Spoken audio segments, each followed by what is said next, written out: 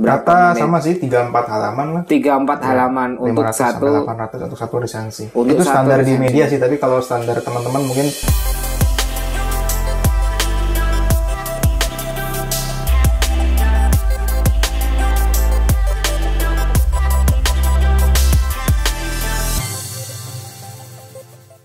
Halo sahabat juara, bertemu lagi dengan saya Imam Mahmud di arena lomba berbagi informasi untuk Indonesia berprestasi. Oke sahabat juara, pada video kali ini kita akan memberikan contoh bagaimana terkait dengan resensi buku. Tentunya kita sudah bersama dengan Kak Wibi yang sebelumnya juga membahas tentang resensi, menulis opini dan artikel. Teman-teman bisa banget untuk belajar dari Kak Wibi ini. Salah satunya beliau juga punya pengalaman untuk menulis resensi. Untuk resensi buku yang beliau tulis itu adalah berjudul Cinta untuk Perempuan dengan bulir cahaya wudhu di wajahnya gitu teman-teman. Nah ini nanti kita akan tanya-tanya. Ini Kak Wibisono ini meresensi novel ini sering meresensi novel ya Kak ya?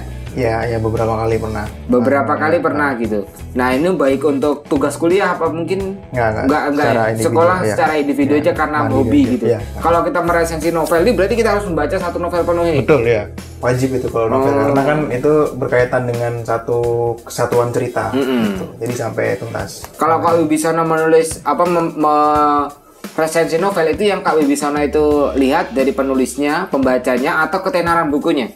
Kalau saya dari temanya, dari temanya. Tema buku. Oh, tema-temanya menarik apa, gitu ya. Ini dari karyanya Kak Saifulan. Ya. Nah, ya. Mungkin langsung saja kita akan berikan contohnya. Begini loh sebenarnya struktur resensi untuk novel gitu. Iya, ini skip aja, ini sama resensi. Apa itu resensi? Resensi adalah sebuah ulasan, penilaian dan kritik terhadap karya buku yang terdiri dari identitas, kelebihan, kekurangan dan substansi yang terkandung dalam sebuah karya buku gitu. Ya, jadi sama sih sebenarnya. Sama dengan resensi dengan mereview ya. Kalau ilmiahnya itu adalah resensi gitu. Iya. Nah, kalau di video sebelumnya kita membahas tentang resensi buku ilmiah, sekarang teman-teman bisa klik linknya di atas untuk buku resensi ilmiah. Bedanya sekarang, kita karena kalau di video sebelumnya kita memahami buku ilmiah dengan lebih serius ya. Maksudnya karena buku ilmiah itu sesuatu yang tema-tema non-fiksi, tema serius. Kalau ini kita lebih bebas gitu, novel, karya populer. Jadi kita dalam memahami novel tuh poin-poin pentingnya adalah kita harus memahami keseluruhan alur ceritanya, kita memahami karakternya, tokoh-tokohnya dalam novel, dan juga memahami isi ceritanya dan bisa merefleksikan ceritanya itu seperti apa kira-kira.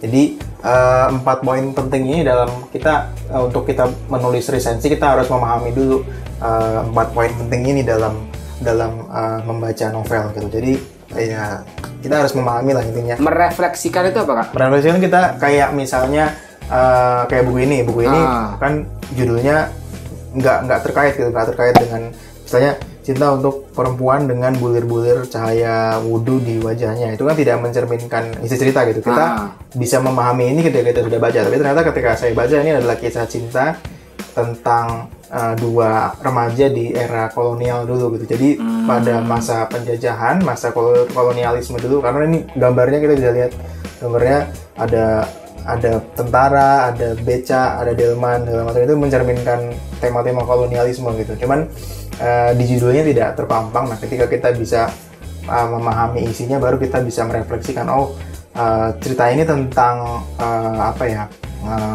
tentang perjuangan. Ya biasanya kalau kita memahami tentang kolonialisme itu tentang perjuangan penjajahan, nasionalisme. Tapi kalau ini di tengah kekalutan itu ada romansa di situ, ada romantisme di situ, ada kisah kasih gitu. Jadi saya menariknya di buku ini, di novel ini seperti itu. Jadi bahwa dalam peperangan tuh ada kisah-kisah kisah-kisah romansa yang menarik juga dipotret gitu dalam konteks kolonialisme gitu. Ini berarti kalian harus memahami alur cerita, memetakan karakternya ini sebagai tokoh utamanya siapa, gitu harus dipetakan juga. Iya, harus dipetakan tokoh utamanya siapa, tokoh keduanya siapa, dan berkaitannya gimana, dan konfliknya seperti apa. Karena kan cerita itu kan berkaitan dengan konflik cerita. Kemudian prolognya gimana, epilognya gimana. Jadi keseluruhan cerita itu harus kita pahami dengan karakter masing-masing tokoh yang ada dalam novel. Gitu. Nah ini untuk selanjutnya kerangka penulisan resensi untuk novel itu. Iya, Jadi hampir sama sih sebenarnya. Judul resensi novel, terus identitas novel sendiri, isi resensi dan penutup. Ini harus terstruktur kayak 4 ini. Harus sih. Harus ya. Jadi pertama itu harus kita ini judulnya, identitas buku, isi resensi dan penutup gitu ya. Ini secara garis besarnya untuk kerangka penulisannya seperti ini gitu. Nah, untuk membuat resensi novel, tipsnya ini yang pertama itu adalah membuat judul yang memikat. Itu seperti apa, Kak? Iya, jadi misalnya judul yang memikat harus merefleksikan temanya gitu ya. Kita ini buku ini misalnya judulnya panjang banget, cuman saya kasih judul membalut romansa dalam luka kolonialisme gitu. Jadi dalam kolonialisme itu kan sebuah luka ya, sebuah penindasan. Tapi di dalam penindasan itu ternyata ada yang menjalin kisah asmara gitu, atau membalut romansa gitu, saya sebutnya. Jadi itu yang menurut saya kita bisa memotret itu jadi satu judul yang menarik gitu. Ya. Jadi judul itu nggak harus sesuai dengan yang di sini gitu. Bisa harus, kita membahasakan bahasa gitu ya. Gitu. Kalau terus yang selanjutnya adalah membuat konsep tulisan atau outline. Jadi setiap bab itu kita catat gitu ya. Poin-poinnya apa? Oh ini di bagian ini klimaksnya bagaimana, inti ceritanya bagaimana, endingnya gimana gitu ya. Membuat outline-nya. Terus membuka kalimat pembuka yang mengesankan gitu.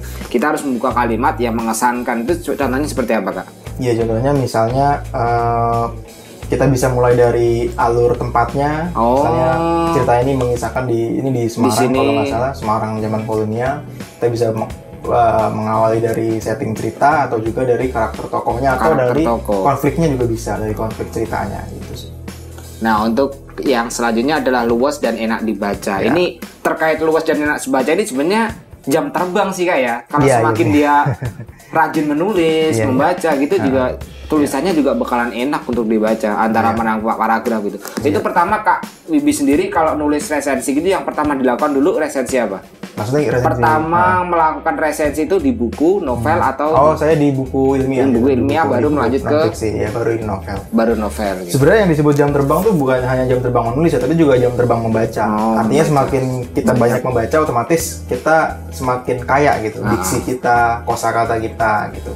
Semakin meresap gitu kata-kata dalam novel itu, dan itu bisa kita tuangkan juga dalam menuliskan resensi novel. Ini juga diungkapkan kelebihan dan kekurangannya juga gitu dari kalian. Nah, untuk contohnya itu teman-teman bisa buka akhir pekan jurnal WordPress ini di blognya Kak Bibi. Nanti klik linknya itu di bawah. Nah, ini adalah contoh dari resensi untuk judulnya itu Cinta untuk Perempuan dengan Bulir-bulir Cahaya Wudhu di Wajahnya. Nah, ini Kak Bibi sebelum membaca buku, melakukan resensi ini berarti Kak Bibi selalu selalu membaca seusai buku ini selesai gitu ya. Jadi memang kita harus tuntas dulu ya dalam membaca novelnya, supaya kita alur ceritanya gini, konfliknya di sini, karakter tokohnya begini. Baru di situ baru kita bisa menentukan judul, terus menulis kalimat pembuka, isinya, masukannya sampai ke penutupnya. Itu bahasa juga dari kita sendiri gitu. Bahasa kita sendiri. Itu kalau dicampurkan dengan perbandingan novel, misalnya ada novel siapa yang serupa gitu juga nggak masalah. Tapi jangan ada berapa batasannya nggak? Berapa? Ada sih. Nggak ada ya. Bisa berapa aja selama itu terkait dengan novel yang kita akan resensi seperti itu. Kalau katanya kira-kira berapa ini? Kata sama sih 3-4 halaman lah. 3-4 halaman untuk satu resensi. Itu standar di media sih, tapi kalau standar teman-teman mungkin untuk melatih menulis bisa berapa aja. Berapa aja gitu. Yang penting itu pastikan itu kata-kata kita sendiri, jangan dari kata-kata bukunya gitu. Kita berusaha untuk mengulas lah, membaca ulang atau merefleksikan dari isi novel tersebut. Tapi Kak Wibi kalau meresensi buku itu lebih ke ketertarikan ya, bukan ke popularitassan ya. Misalnya kalau yang popularitas itu kalau novel di Indonesia kan kayak novel karya Habib Belanda, Rezi, terus Andrea Hirata, itu kan populer ya mereka gitu. Itu sebenarnya hampir sama aja secara teori. Mungkin kalau Kak Wibi lebih tertarik ke judul tema dari tulisannya. Ya itu sebenarnya tergantung ke selera masing-masing resensi ya. Misalnya kebetulan saya juga beberapa suka dengan yang karya-karya populer, misalnya Oki Madasari itu kan juga populer, saya juga tertarik, atau karya-karya macam Eka Kurniawan itu juga saya tertarik juga sih membaca dan mengulasnya gitu. Jadi semua tergantung selera sih, dan selera itu maksudnya nggak ada masalah sih, teman-teman mau menulis buku novel apa aja itu semuanya akan menjadi menarik ketika kita bisa mengulasnya dengan ulasan yang menarik juga seperti ini. Begitu teman-teman, nanti kan ini di contoh-contoh ini sudah kami sertakan nih tulisannya, begini struktur tulisannya. Nanti ada juga teman-teman, setelah itu nanti linknya juga kami cantumkan di deskripsi YouTube ini untuk teman-teman buka dan pelajari. Ini tulisan dari Kak Wibi yang terkait dengan resensi novel. Mungkin hanya itu saja sahabat juara, video dari Arena Lomba membahas terkait dengan contoh resensi untuk novel bersama Kak Wibisono. Jadi teman-teman kalau pengen tahu dengan Kak Wibisono lebih jelasnya, pengen tanya-tanya, mungkin bisa follow akun Instagram Kak Wibisono, itu @GNWN Wibisono. Terima kasih. Semoga video ini bermanfaat. Salam.